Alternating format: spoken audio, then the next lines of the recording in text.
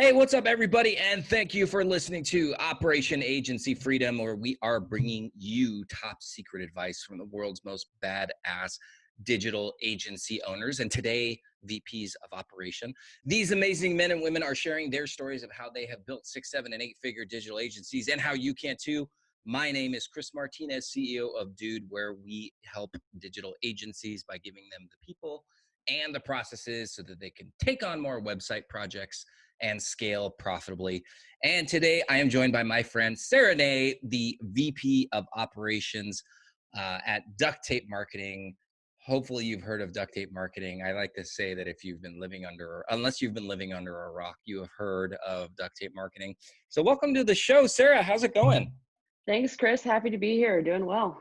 How are things in Denver? Denver, I can't believe it's almost August. Uh-huh. It's starting to cool down around here, but it's been great. Awesome. Well, we start off every show with our little roundtable discussion.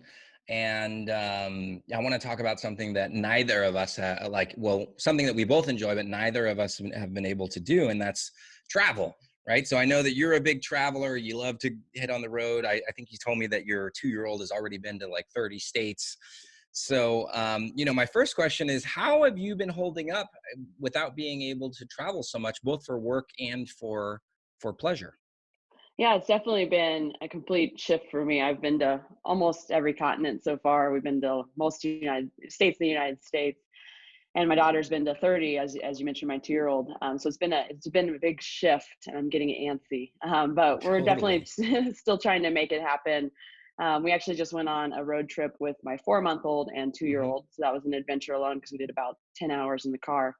But we went to Idaho, Montana, and Wyoming, and we stayed on a peacock farm in Idaho and Yeah, just that's did a bunch of amazing. hiking. Yeah, How went do to you even Grand Teton find that National Park. place? How do you even find the pickup Airbnb, bar? Okay. Airbnb actually, which is pretty much all what we use for traveling. But yeah, it was this little tiny home on a farm, and we'd wake up every morning, and there'd be all the peacocks, and they'd be spreading their wings and doing dances, and it was a great experience for my 2-year-old especially. She loved it.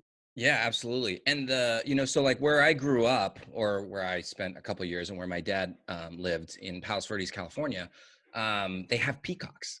And so you would be sitting there and you hear this weird kind of like noise that sounds like a dinosaur.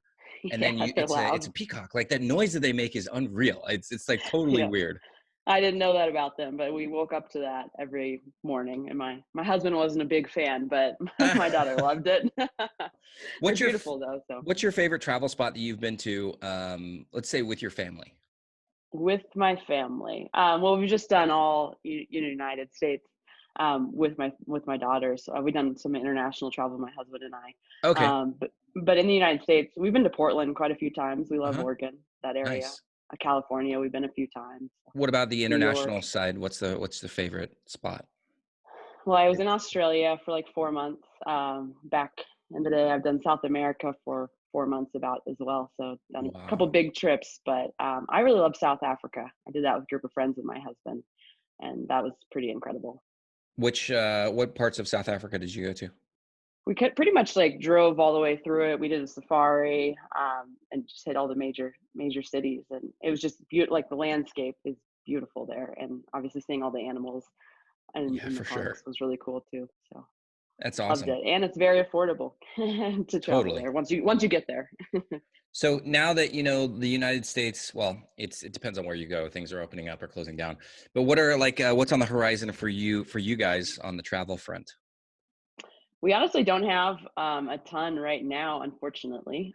We'll probably do another road trip. We're from Kansas City originally, my husband and Hmm. I, and my family still lives there, and so we'll probably bring our daughter back to Kansas City.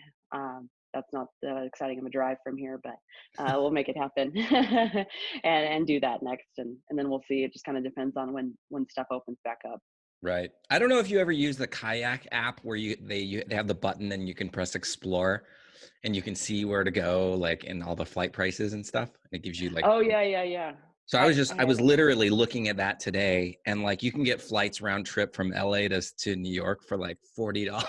It's Wow, like that's everything's so insane. unbelievably cheap because like you never know when you're going to be actually able to go anywhere, which is Yeah, kind of frustrating. But it if is. It is. if it works out, then you can get a smoking good deal. Actually, I saw LA to London for $293. Wow. Yeah, it's they push it out. It's more like September. Yeah, Um, yeah, because again, you don't know when you'll be able to fly, and make it then happen to the other London. the other frustrating thing is that everywhere is blocking Americans I know, it's true. traveling. It's true. I saw a map and it was literally like almost everywhere. There's like a couple Like, places in Europe you can still go to, but it's so not funny much. that like the rest of the world has built a wall against us. I know, I know. Kind of Sad. ironic. Yeah. All right. Well, let's talk about duct tape marketing. So how long have you been in your role at as VP of marketing or VP of operations, I'm sorry, at Duct Tape Marketing? So in that specific role, I'm going to say about 5 years. I've been with the company for 10 this December, so quite some time now. And we should just get this out of the way is that you are related to the owner of the company. He's your dad. John's your dad. So Yep, John's my dad. you've known him for pretty much your whole life. Yeah, I've known him. I've known duct tape for pretty much my whole life. I've been around it. It's really been a great opportunity though to work with him, because as duct tape marketing was it was an impact on my childhood and where I went Yeah. to college and all of that good stuff. So it feels great to be part of it now and be able to contribute. So Now, did you have any jobs prior to working with duct tape? I worked for an email marketing company in Denver. Mm-hmm. Um, as an intern for a little while, and then I went to South America Mm-hmm. and traveled a bit, and then came back to Kansas City and worked for Duct Tape directly after that. That's great. So, I'm excited to have you on the show because I don't know if we've had, actually, I take that back. We had the COO or director of operations from Design Pickle on, Oh, nice. Jim. And so like I think you're the second VP of operations that we've had on the show. So what does your job entail? Because I think that this is a very important role that most agencies do not have somebody in. So why don't you give us just kind of like a synopsis of what it is that you do? Yeah, and I don't know if you would say I'm like the true VP of operations, like your typical one by definition, because we're a very small organization by Yeah. choice. We keep small full-time staff, and then we work with a lot of partners. We outsource a lot, as you know. And so my role, it's John as the CEO, and I'm basically directly under him. And so I Hmm. do. He does a lot of the big ideas. A lot of the strategy, business direction, typical CEO. And then I'm more of like the implementer or the integrator, and I help Hmm. get everything done. So I work with him on strategic planning aspects, but then it's up to me to actually make sure all the pieces keep moving forward. And so that's a lot of what I do. But being a small company, I am like integrated in strategy. I'm integrated in sales. I do some of our marketing. I do some of Hmm. our consulting. Yeah. We have a consultant network. So they're individual consultants and agencies that basically get certified in duct tape marketing. And so I do a lot of the training and development of those people as well. So I have a very specific question. What are the metrics that your performance is measured by? Like, what are some of your KPIs that you have to constantly be looking at? It's overall sales for our company is a lot of what I'm involved in. Hmm. And also for our company, but also the success of our network members as well is a lot of what we're tracking. Hmm. And so the more successful they can be, the better, the longer they'll stay with us. And so it's based on a lot of that. I mean, it's really well. I love duct tape, and I love your model, and I love everything that you guys do, especially your audience. And one of the things that I think that makes you all so unique is that you're not just teaching; you're also implementing, and you always have a handful of clients that you guys are managing. And I believe that you do that by design, so that you can keep your kind of like your pulse on what's going on in the marketing world. So, how do you interact between those two roles? Yeah, absolutely. I mean, they support each other completely. So myself, I keep, a handful of clients. John keeps a handful of clients, other team members do as well. And it's exactly to your point, it's to stay involved and stay in touch with the trends in the marketing and what's effective and what's not and how to report to clients and to experience all of that ourselves, because then I'm able to then train new consultants as they join our network on how we handle clients and best practices we've learned. And it helps us continue to be innovative and develop new products. And so we're launching a new coaching program that our consultants and network members will be able to use with their clients. But if we Right. didn't kind of stay in the game ourselves, we wouldn't be able to develop something like that. Gotcha. So what are some of the biggest challenges that you face in your role as VP of operations? The biggest challenges I've probably faced over the years has just been finding the right partners to Hmm. work with. And so it's been a struggle. And I know that's what I hear from a lot of our consultants and agency owners that join us as well. It's finding really reliable people that they can work with. And so we've developed a partner program. So our consultants are able to basically use hand selected partners to get a lot of the implementation done for their clients. And as you know, you're part of the partner program, and we love it. Yep. But vetting those people over the years has been a challenge because, we've worked with SEO companies and social media companies that promise one thing and then don't end up delivering. So really vetting those people and having those solid relationships is key because it helps us then ultimately have better results for our clients. Yeah, totally. I agree. I mean, I started out as an agency owner and it's Yeah, hard, like it's finding hard. the people is really, really hard. And not everybody is a good fit for each agency. Every company has their own culture. And so you need to find the right people and put them in the right seats. Absolutely. So like it's not very often that I meet a company that has an integrator like yourself. I do not have an integrator right now. I'm planning on getting an integrator like Yeah. yourself. What do you think prevents agencies from having this crucial person in place? I think a lot of it from what I've experienced with the different entrepreneurs I've worked with over the years is it's hard to let go of stuff Hmm. sometimes as an entrepreneur, as a business owner. John would even admit himself, like he likes doing a lot of the work. He likes being involved and making sure it gets done. So sometimes it's harder for him to like take a step back and let go of some of that control. And so I think that Hmm. maybe holds some people back Yeah, a bit. totally. I mean, how do you manage that? Because you are in a really, really interesting situation because he's your father.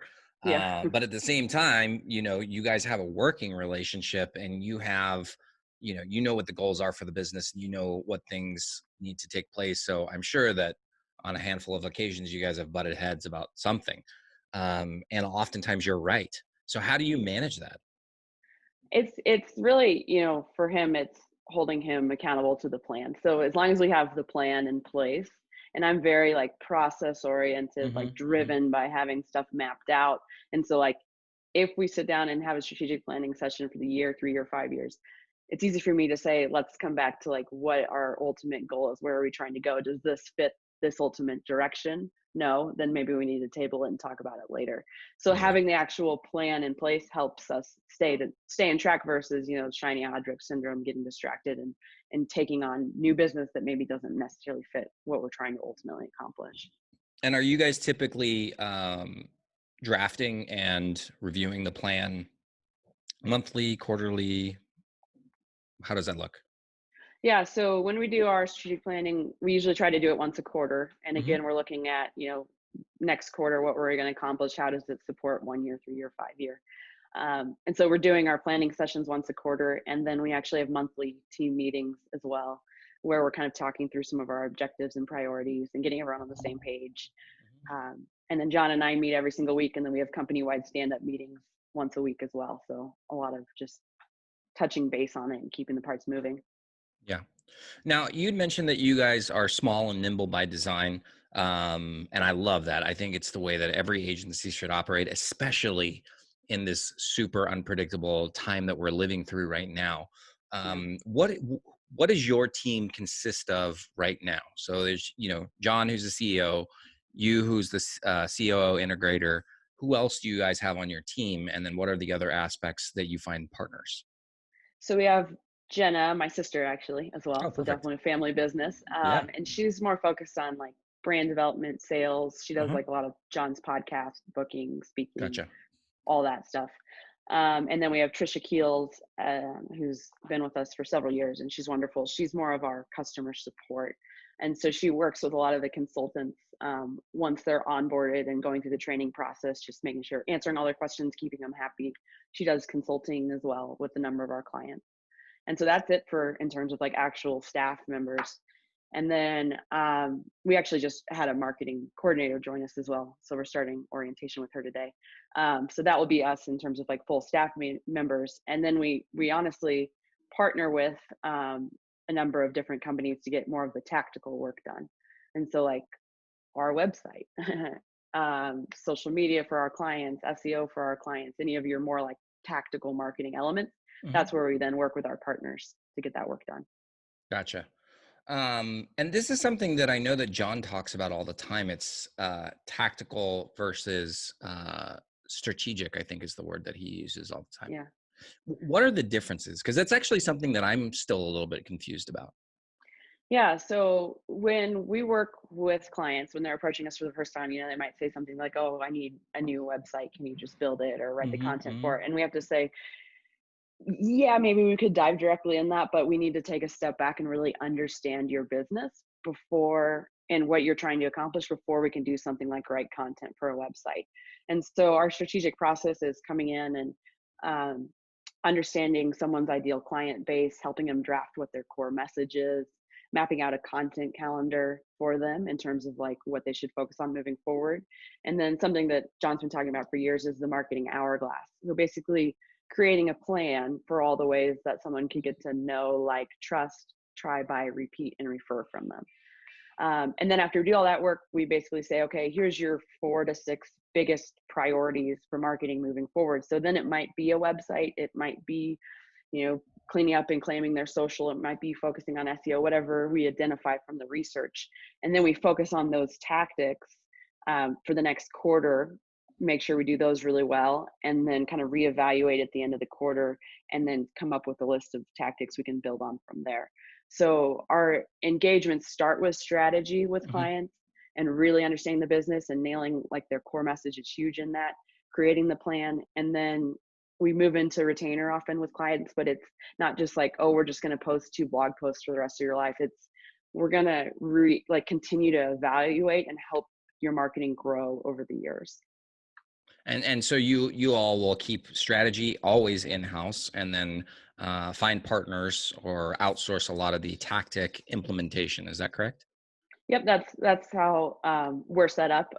Definitely, consultants in the network, have full agencies where they'll hold on stuff in house. But oftentimes, if I'm going into an engagement, I'm focusing on, we're focusing on sales at Duct Tape Marketing. So Hmm. Jenna's doing a lot of the sales, and then let's say I'm taking over as the consultant. I'll do strategy, client relationship, but then I'll use our partners to help with the implementation when we move Hmm. into that phase. And so I might not be the one sitting down writing the blog post, but I'm always going to review the content, make sure it fits our client's voice, make sure it's quality before I would send it off to a client. I love that. I think it's absolutely brilliant the way that you guys do it. And I think it's brilliant not just because it's easier for you to manage. Well, once you find the right partners, of course. Yeah. I think from a cost perspective, it's very, very easy for you all to manage your cost of goods when you have, you know that it's going to be X amount from this particular person. And then you can also scale up or scale down as needed. So if things get slow or you happen to lose a few clients, you just have to, you say, hey, we're going to take a pause. Yeah. And if things get really busy, be like, hey, we need 3 more people, right? We're getting piled on with work. We need some more people to help accommodate this increase in workflow. Yeah, So absolutely. yeah, And a lot it's of it when we're working with our partners, we're ensuring that they're able to like scale up if they need to or scale back if they need to in terms of mhm, people and adding more to our team. And so that's one of the things we look for when we're vetting partners is making mhm, sure that, they can handle volume if it gets to that point. And then also one of the things that's really that I help our consultants get to in terms of retainers is once you find your partners and you understand your costs, the goal is to then keep your clients on obviously long term and become partners almost with your clients, their marketing partner. So you're able to predict your revenue over the years and your costs throughout the year versus a lot of people when they start to join us in the beginning, consultants when they join us in the beginning, they're really focused on like how can I sell as much as possible because that's what I need to do, and it's almost a bit of a mind shift where it's yes, you obviously need to sell and have clients, but really the ultimate goal is should be coming in, doing strategy for a client, and then developing a long-term relationship and keeping them over the years, so you're not like forced to have to sell X amount of clients every single month. absolutely.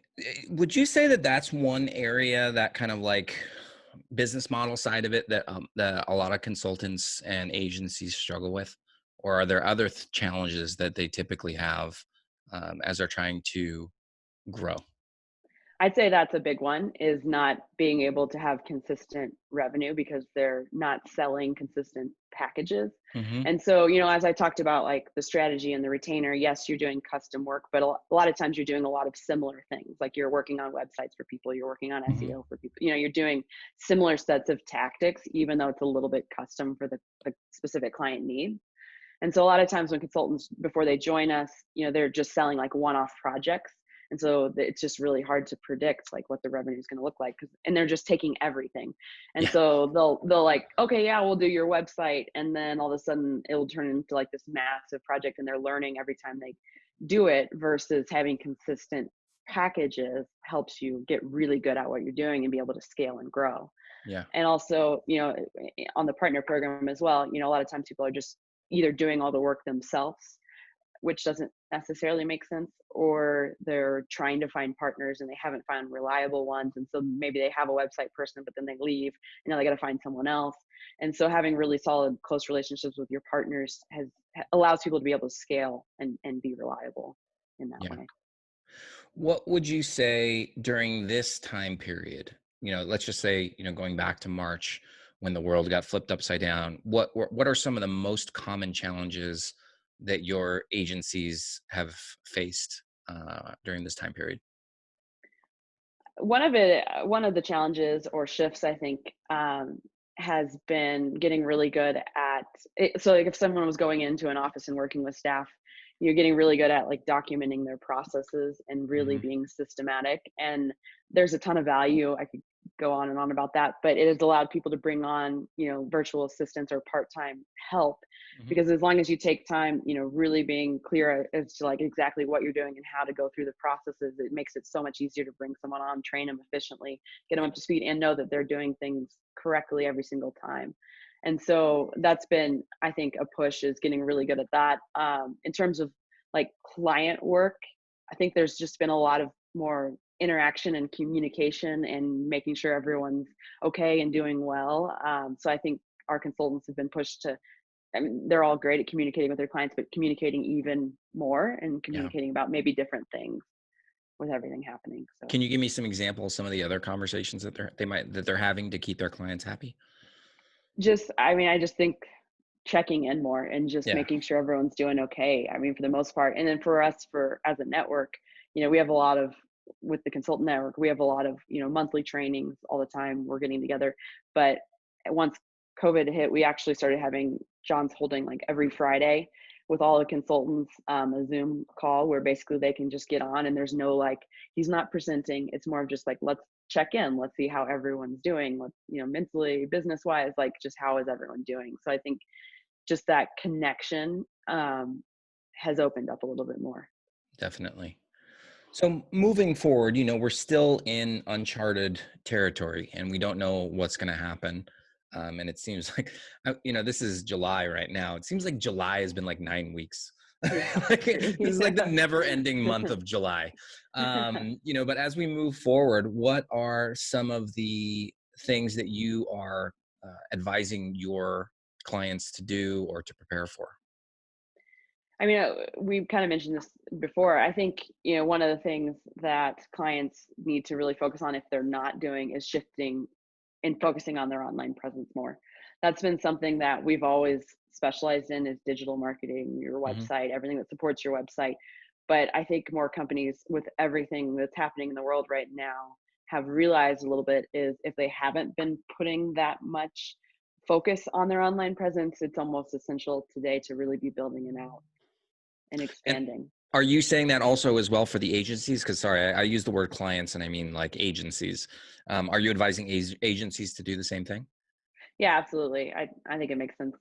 With being agency owners, a lot of times, people's own marketing can be left as Neglected. almost an after. Yeah, yeah. I mean, Exactly. we're guilty of it ourselves, honestly. And so, I think it's a time to, maybe if you have a little bit less client work right now because everything is going on, it's a great opportunity to take a step back and say, okay, let's practice more of what I'm preaching. Let's build out our online presence. Let's build out that funnel that I've been talking about building forever. So, maybe if things are a little bit slower for you, it's a great opportunity to really focus on your business, which, yeah, oftentimes it's hard to find that time.